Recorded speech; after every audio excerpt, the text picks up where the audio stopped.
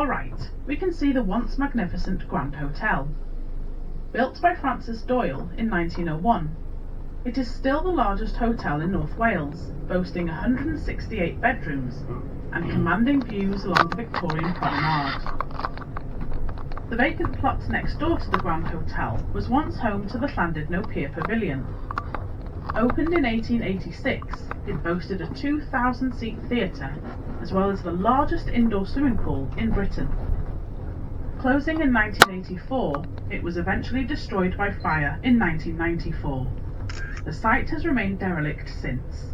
The roadway to our left, with its covered walkway, leads up to the Happy Valley, a sheltered hollow on the eastern side of the Great Orme.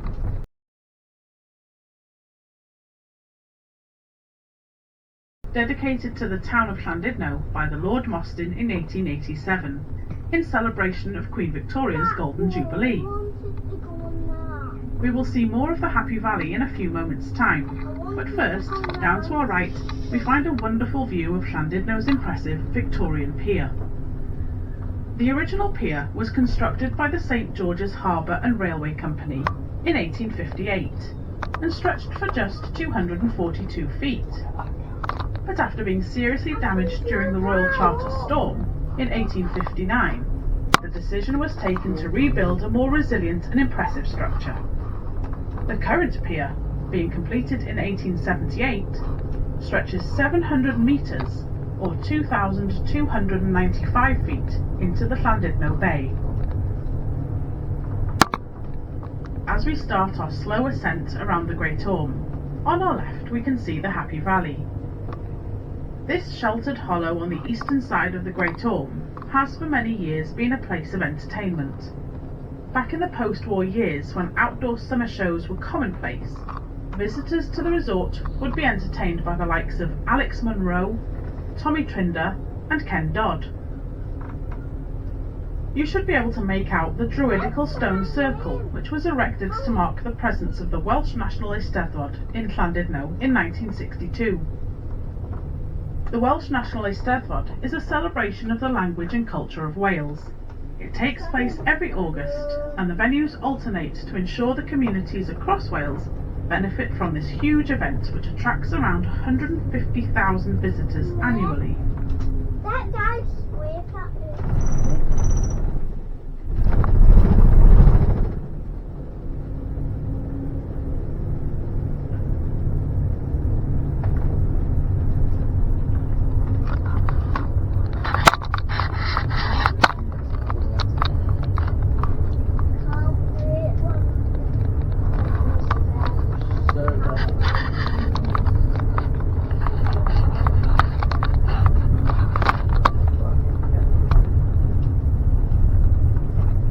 As we pass through this beautiful old limestone tollgate, we now start to follow the 5-mile, one-way roadway that circumnavigates the perimeter of the Great Orme itself. The first route around the perimeter of the Great Orme was a footpath, constructed in 1858 by Reginald Cust, the trustee of the Mostyn estate. In 1872, the Great Orme's Head Marine Drive Company Limited was formed to turn the path into a carriage road. The road was bought by Llandudno Urban District Council in 1897. We shall be turning off this roadway after about 1 mile. But if you care to travel the whole of this route, why not hop on board our vintage coach tour, which departs from the pier entrance at 11, 1 and 3 daily. If you look slightly backwards to the right, we have a wonderful view across the Llandudno Bay, all the way to the Little Orme. The name Orme, as in Great Orme and Little Orme, comes from the Old Norse word for sea serpent. The Little Orme, Rhywledyn or Troenafuwch, is the headland separating Llandudno from Penrhyn Bay. A deep natural fissure was uncovered in 1891, in which were found the skeletal remains of a woman dating from 5,570 years ago. There were also other finds dating from the Bronze Age, including a bronzed spearhead and the bones of animals now extinct in Britain, such as the rhinoceros and bear. The wide, curving Victorian promenade runs for 2 miles between the headlands of the Great Orme and the Little Orme. The road, collectively known as the Parade, has a different name for each block, and it is on these parades and crescents that many of Llandudno's hotels are built. It is also home to Venue Cymru, the largest theatre in North Wales. If visibility is good, you may see the wind turbines out in the Irish Sea. This is Gwynfor Mawr, the largest wind farm in Wales, with 160 turbines with a capacity to power 400,000 homes. They're due to put another 90 wind turbines in, but it still doesn't help with the electric bill. In this bay here, we have seals coming in. They've been coming in for the past couple of years now.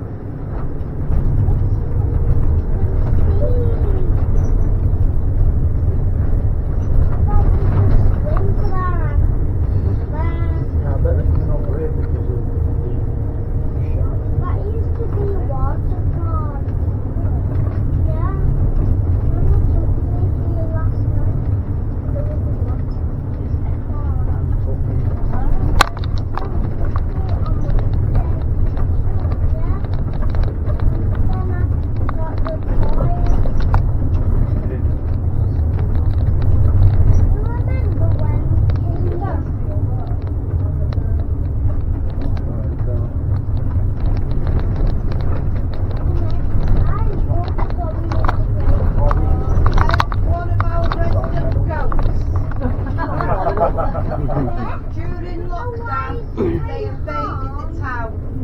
They went partying there for weeks. They ate anything and everything. From the plants, the trees, the flowers, they climbed the walls, everything. We now call them the party goats. A couple of months ago, they got back into town.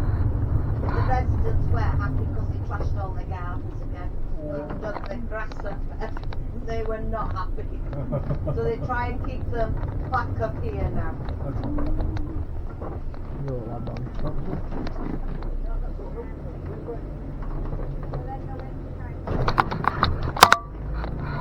All these. Right now.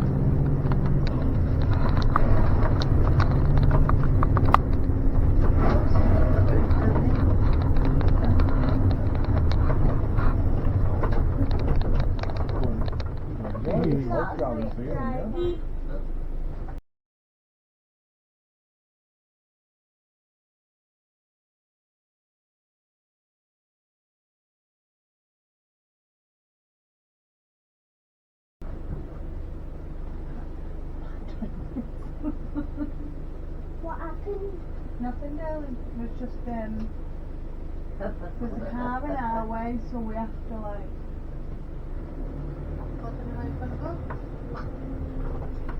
Well, there's room to come down this side.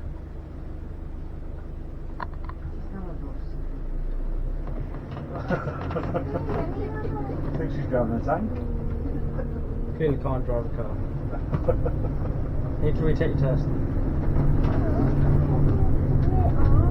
It's just a lot of panic on people's faces when they see a bus. I can't go anywhere. That's how I say that's the word for there it's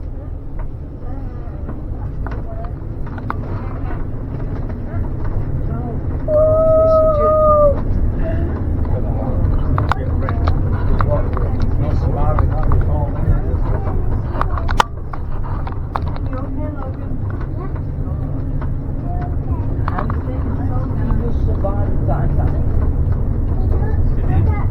What's the whole point, isn't it?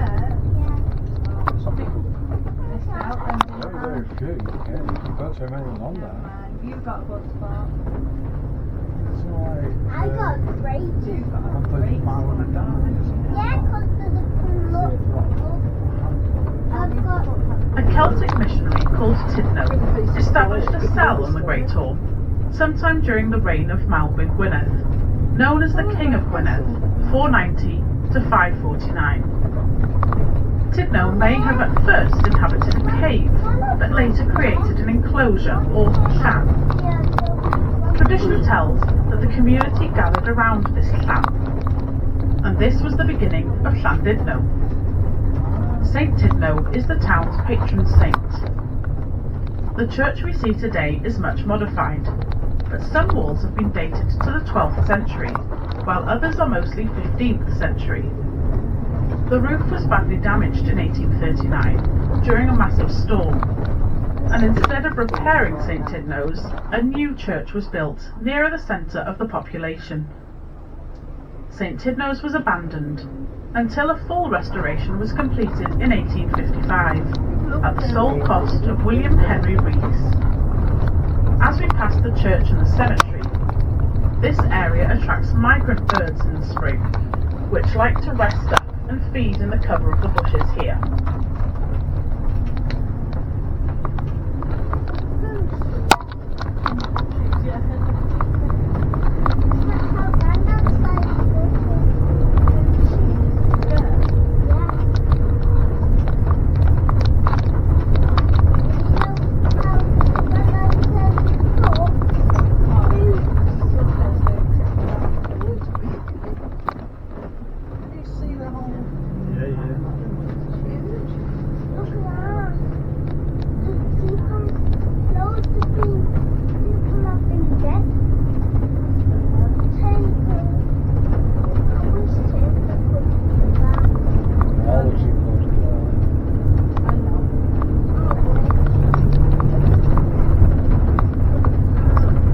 Keep your arms safely inside the vehicle and watch out for any low-hanging branches or one of our naughty Kashmir goats. The Great Orme is home to a herd of around 200 Kashmir goats, who are said to be descended from a pair of goats that were presented by the Tsar of Persia to Queen Victoria at the time of her coronation in 1837.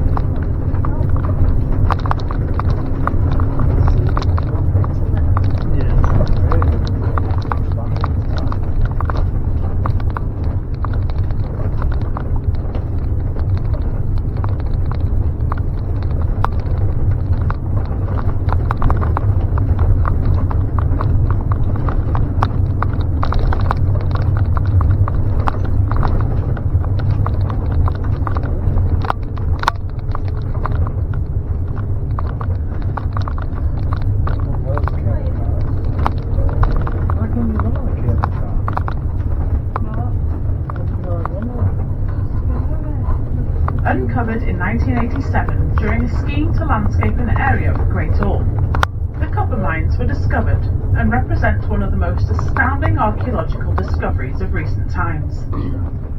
Dating back 4,000 years to the Bronze Age, they change our views about the ancient people of Britain and their civilized and structured society 2,000 years before the Roman invasion. The Great Orme mines boast over 5 miles of explored tunnels and passageways. There are 2 main phases of mining at the site. The mine was first worked during the Bronze Age around 4,000 years ago, about the same time as Stonehenge was being built. You may wish to depart here to discover and explore more about the copper mines.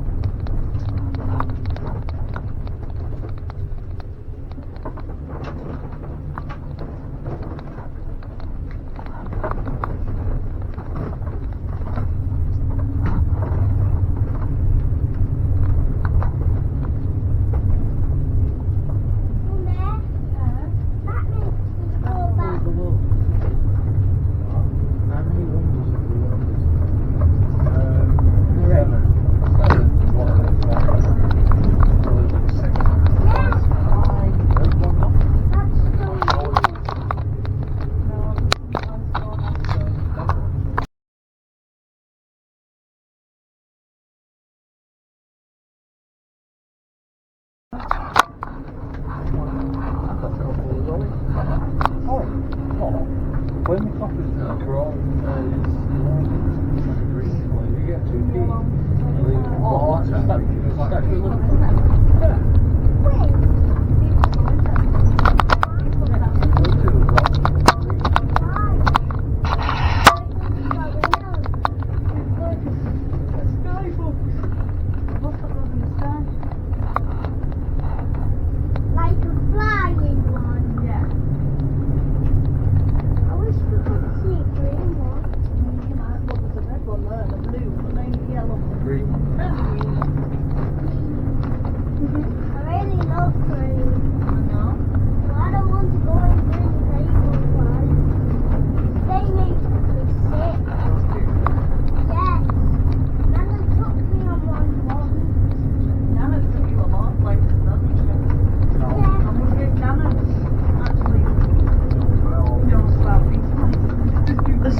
complex was built in 1909 as a golf clubhouse. An 18-hole golf course was laid out nearby. In Victorian times, there was a semaphore station on the site. It was part of a chain of signalling stations from Holyhead to Liverpool, which would give the Mersey Port Authority notice of approaching ships. Station keeper Job Jones opened the site to visitors, complete with a tea room, in the mid-19th century. Later the building became the 9-bedroom Telegraph Hotel for golfers. During the Second World War, it was requisitioned by the RAF as a radar station. In 1952, the complex was bought by middleweight boxing champion Randolph Turpin and his partner Leslie Saltz. It became Randy's Bar and featured an open-air boxing ring for demonstrations by Turpin. In 1961, Turpin sold the complex to the Llandudno Urban District Council. He was heavily in debt after being served an income tax writ for £16,000, dating back to his boxing days.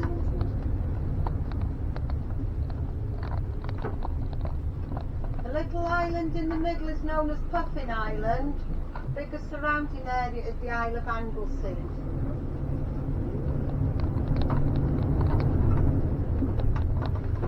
And on a very clear day, in that direction you have the Isle of Man. Over in that direction you have the Lake District. I haven't seen them now since Wednesday. But we can still see Snowdon. I will point it out to you now.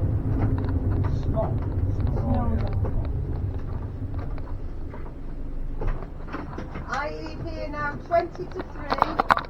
The next one's 10 past 3, 20 to 4.